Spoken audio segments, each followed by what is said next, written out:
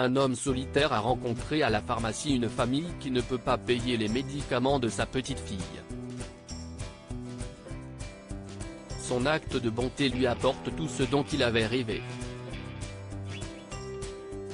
James faisait la queue à la pharmacie quand il a vu la famille pour la première fois. La maman, le papa et une adorable petite fille aux boucles marron chocolat.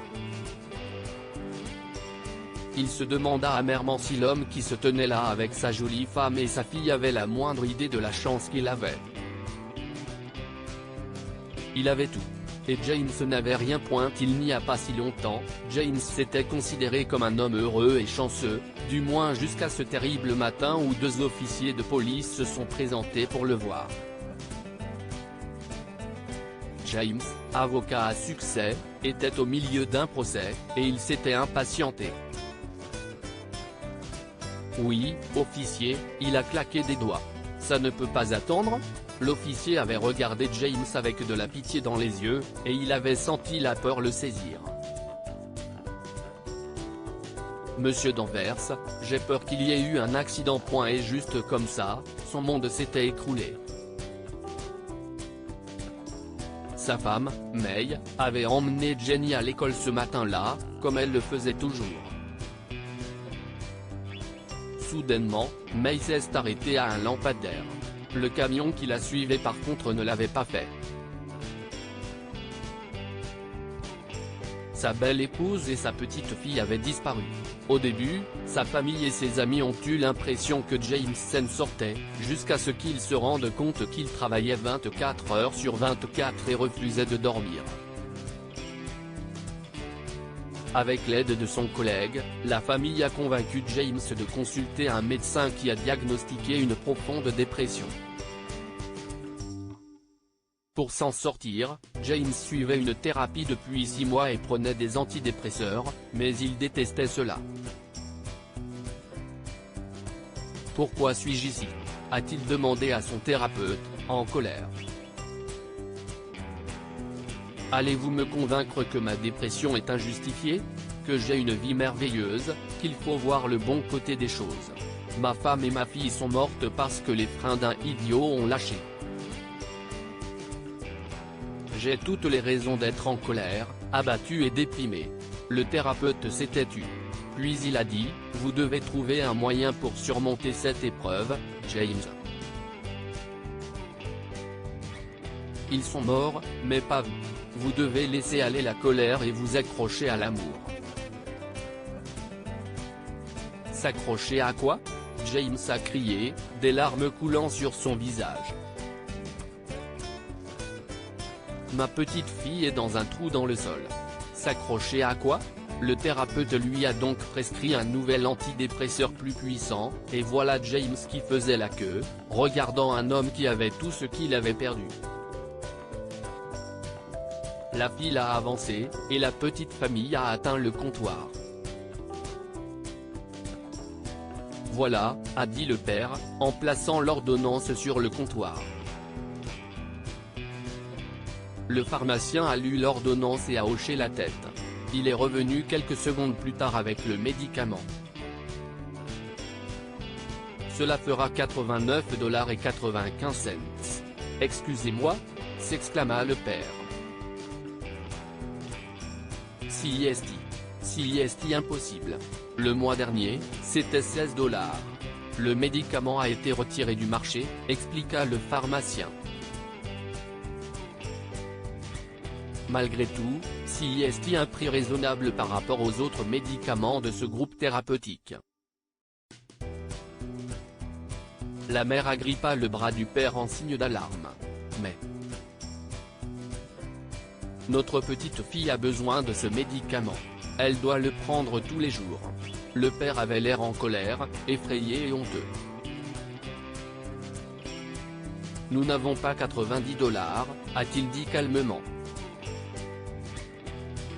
S'il vous plaît, n'y a-t-il pas un moyen ?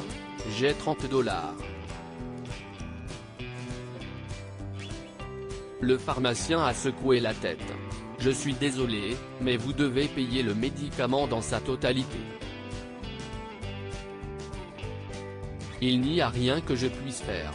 La femme a commencé à sangloter, et la petite fille a demandé, « Maman, tu es malade? Pourquoi est-ce que tu pleures ?» L'homme s'est baissé pour réconforter l'enfant, et James s'est avancé.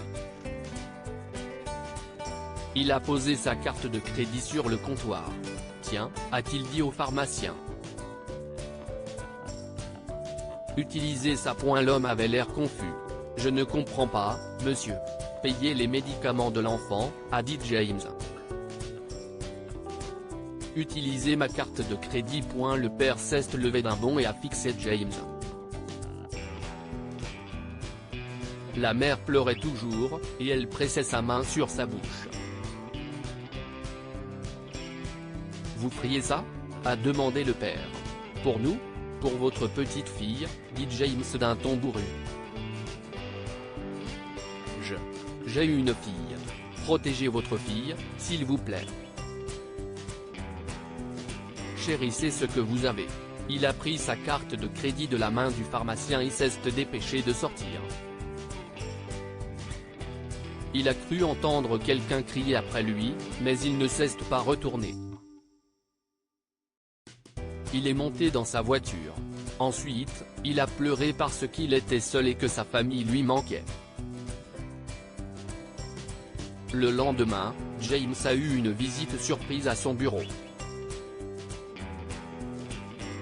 C'était la famille de la pharmacie. La femme a rougi et a dit, « On a demandé au pharmacien de nous donner votre nom sur la carte de crédit.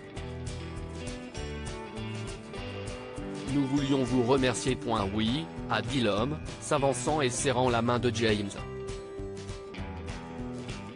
Vous ne savez pas ce que ça représente pour nous.